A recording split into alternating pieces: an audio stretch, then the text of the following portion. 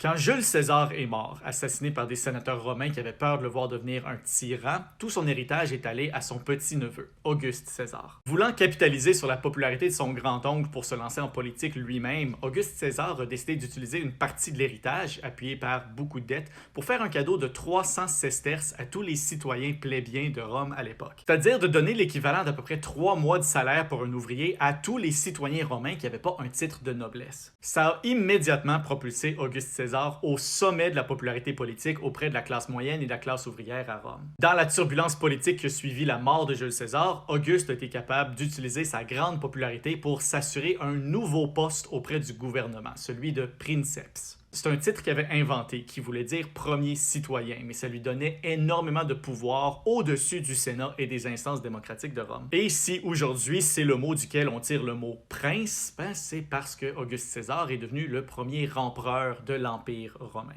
À mesure qu'on normalise l'idée d'envoyer des chèques à presque tout le monde juste avant des élections anticipées, on ferait peut-être bien de s'en rappeler.